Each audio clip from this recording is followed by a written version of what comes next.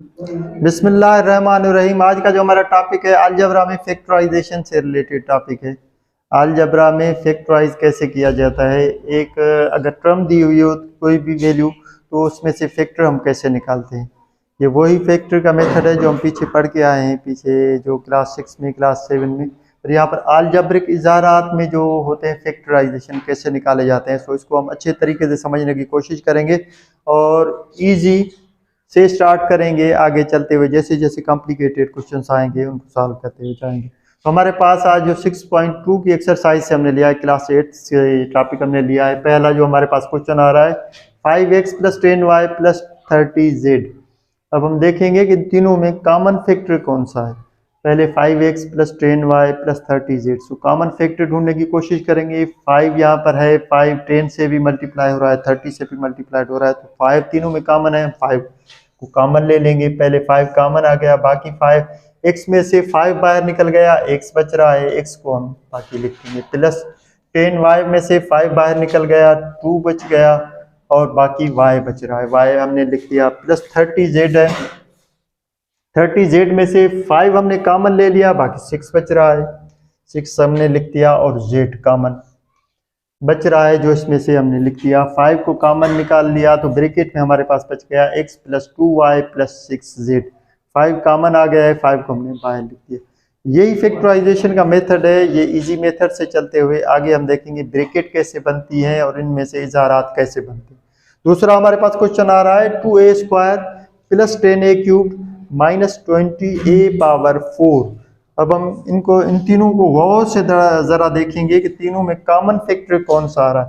पहले 2 है, 2 10 से भी मल्टीप्लाइड होगा तो 2 इजीली मल्टीप्लाई हो रहा है और 30 से भी इजीली डिवाइड कर रहा है 30 को, तो हम 2 तीनों में से कॉमन ले लेंगे। उसके बाद a² है, a³ है, a⁴ है, तो वेरिएबल में से हम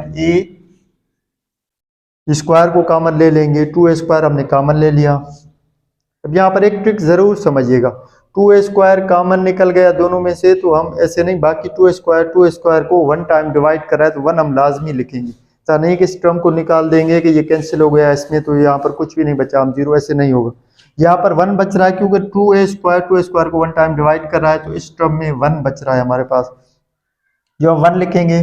प्लस 10 को डिवाइड कर रहा है 2 5 टाइम्स, तो हमारे पास कोएफिशिएंट 5 बच गया। a³ में से a² बाहर निकल गया, बाकी a बच रहा है, a हम लिख देंगे। माइनस की साइन है, माइनस की साइन करेंगे। यहाँ पर 20 को 2 से डिवाइड करेंगे तो 10 टाइम डिवाइड कर रहा है, 10 लिख देंगे इजीली। a⁴ वेरिएबल है, a⁴ में से a² बाहर निकल गया, अगेन a² ब्रैकेट में बच रहा है, तो हमने कॉमन ले लिया। 2a² हमारे पास ब्रैकेट में बच गया 1 + 5a - 10a²। हमारे पास अगला क्वेश्चन है 3a² b + 7ab² - 8a²b²। तो इनको देखते हुए चलेंगे कि तीनों में कोई भी कोएफिशिएंट कॉमन नहीं आ रहा है हमारे पास। ये 3 है, 7 है, 8 है, तो कॉमन कोई भी नहीं आ रहा है कोएफिशिएंट, सो कोएफिशिएंट कोई भी कॉमन नहीं है, कोएफिशिएंट को छोड़ देंगे। ए बी यहाँ पर भी है, दूसरे टर्म में हम देखेंगे ए बी, दूसरे में भी है, एंड अगेन थर्ड टर्म में भी ए बी आ रहा है, तो हम तीनों में से कॉमन ले लेंगे ए बी। पहले टर्म में ए बी हमने ले लिया तो 3 बच रहा है, बाकी पहले टर्म में वेरिएबल 3 बच गया। a² में से a बाहर निकल गया, a बच रहा है, बाकी बी था तो बी हमने कॉमन ले लिया, बी निकल गया बाहर, कॉमन आ गया। अगेन प्लस की साइन है, प्लस की साइन दे दी। यहाँ पर 7 है, कोएफिशिएंट कोई भी बाहर नहीं निकला तो 7 लिख देंगे। कोएफिशिएंट पूरे का पूरा बच रहा है, ए था पर ए हमने कॉमन ले लिया है, बाकी b² में से b हमने कॉमन लिया है, b बच रहा है। अगेन थर्ड टर्म में आए, माइनस की साइन है, माइनस की साइन दे दी। यहाँ पर 8 है, कोएफिशिएंट 8 बच रहा है।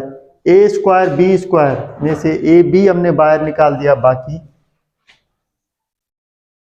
a एंड b ब्रैकेट में बच रहा। तो इस एग्जाम्पल में हमने देखा कि यहाँ पर कोई भी कोएफिशिएंट तीनों में कॉमन नहीं था, हमने कोई भी कोएफिशिएंट बाहर नहीं निकाला, कोई भी कॉमन नहीं लिया, बाकी ए बी था कॉमन तीनों में, ए बी हमने ले लिया। तो पहले में अगला जो हमारे पास एग्जाम्पल है इसको अच्छे तरीके से देखिएगा, क्योंकि ये एन अदर मेथड इजी से थोड़ा कॉम्प्लिकेटेड की तरफ जा रहा है। तो हम देखेंगे कि x² + 5x + 6xy plus 30y। तो आप जरा गौर से देखेंगे तो इन चारों टर्म में कोई भी ऐसा नहीं है जो कि चारों में कॉमन आए। गौर से देखेंगे, पहला एक्स स्क्वायर है, प्लस 5x है, प्लस 6xy है, प्लस 30y। कोई भी ऐसा टर्म नहीं है कि जो कि चारों में कॉमन हो, चारों रकम में, चारों टर्म्स में कॉमन हो। क्या करेंगे, स्प्लिट करेंगे रकम को, टर्म्स को स्प्लिट कर देंगे। पहले दो टर्म ले लेते हैं एंड अगेन पिछले दो टर्म ले लेते हैं। इन दो में देखते हैं कॉमन कौन है, कौन सा आदत है जो कॉमन आ रहा है। तो यहाँ पर एक्स स्क्वायर है, सेकंड में एक्स आ रहा है, तो एक्स दोनों में कॉमन है, एक्स हमने कॉमन ले लिया दोनों टर्म्स में से। एक्स कॉमन ले लिया तो हमारे पास ब्रैकेट में बच रहा है एक्स स्क्वायर में से एक्स हमने कॉमन ले लिया है, बाकी एक्स हमारे पास ब्रैकेट में बच रहा है। अगेन प्लस की साइन है, प्लस की साइन हमने दी। 5x में से हमने x कॉमन ले लिया, बाकी 5 बच रहा है ब्रैकेट में हमारे पास। ब्रैकेट को हमने क्लोज कर दिया। पहली जो दो टर्म्स थे हमारे पास, हमने दो पहली टर्म्स को क्लियर कर दिया, तो हमारे पास ब्रैकेट से बाहर कॉमन फैक्टर निकल गया x। अगेन ब्रैकेट में बच गया x प्लस 5। पिछले जो दो टर्म है इनमें से देख लेते हैं, यहाँ पर है 6xy 30y। तो कोएफिशिएंट 30 एंड 6 देखिए, ये डिवाइड करा है 6 5 टाइम्स, तो दोनों में कॉमन ले लेंगे तो 5। अगेन 6 दोनों में कॉमन आ रहा है, यहाँ पर 6xy है, 6 इसमें भी है इसमें भी है, तो डिवाइड कर रहा है 30 को भी, तो 6 कॉमन है दोनों में। x y, यहाँ पर y है, सेकंड टर्म में भी y आ रहा है, तो अगेन y भी हम कॉमन ले लेंगे।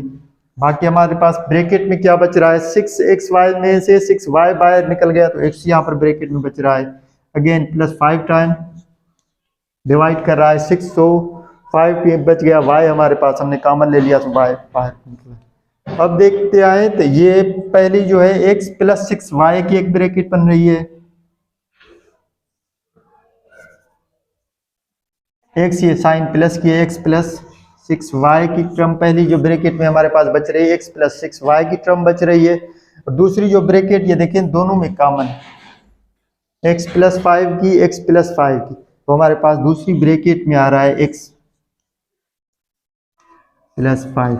ये दो ब्रैकेट्स हमारे पास बन गई। जो पहले हमने तरीका देखा था कि अलजेब्रा में मल्टीप्लिकेशन कैसे होती है, तो हमने दो ब्रैकेट्स को मल्टीप्लाई करने का तरीका देखा था।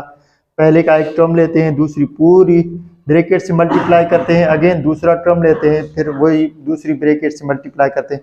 उसी तरीके को हमने जब रिवर्स किया, मल्टीप्लिकेशन वही मिली हो हमारे पास, तो हम उसको कैसे रिवर्स करेंगे, वही रिवर्स का तरीका हम देख कर आए कि वो कैसे रिवर्स होगा और वापस ब्रैकेट्स में आएंगे। तो आज जो हमने देखा फैक्टराइजेशन की बेसिक, फैक्टराइजेशन कैसे करते हैं, फैक्टराइजेशन है क्या, और उनमें कैसे प्रैक्टिकली उनको इम्प्लीमेंट करते हैं।